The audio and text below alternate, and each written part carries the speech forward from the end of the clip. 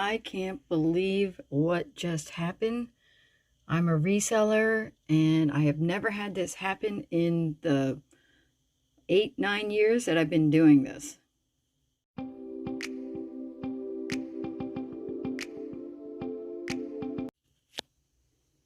I had somebody ask to return these jeans because they didn't like the pockets. They said that they stood up like this, when in fact you can see they don't necessarily. And on top of that, the reason why she wanted to return them is she didn't want to iron the jeans, which I, didn't exactly like that reason.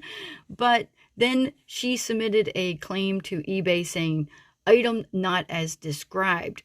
And when you do that on eBay, they automatically allow the person to return the item to you.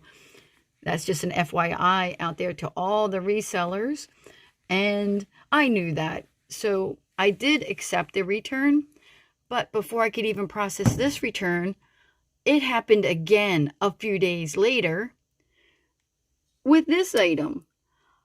I was like, what is happening? I had 2 returns in the same week after never having a return since 2013. That was a good 9-year run of never having returns.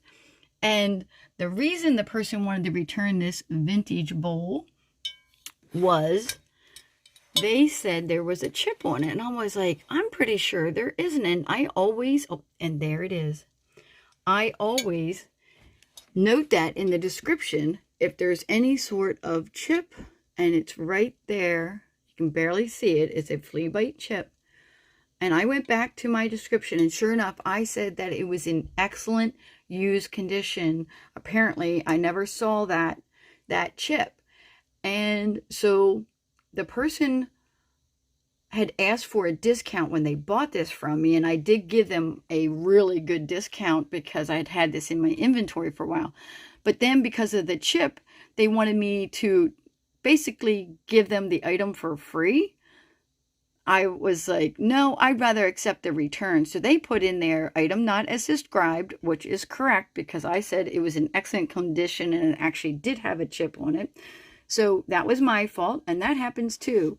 Us resellers, we are not perfect by any stretch of the imagination.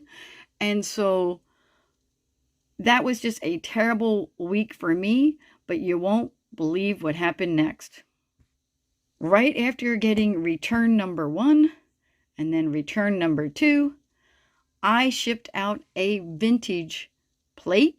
It was a fish plate. It was like a one-of-a-kind type of deal. It was very unique. And believe it or not, it arrived broken.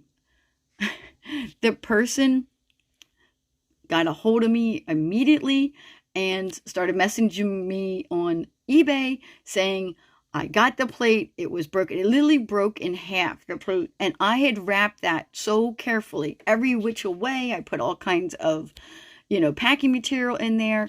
And somehow that box got crushed or something happened. There was some sort of stress to that plate and it broke. So now, in the same week, if you can imagine, this was all that in November of 2022, I had 2 returns and a broken plate.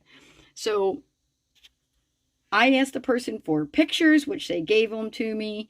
And then I took that and I submitted an insurance claim to the post office. If you have never submitted a claim to the United States Postal Service, I do have a how-to video on my channel. I give you step-by-step instructions. So before I did anything, I actually watched my own video, so it made it easier for me.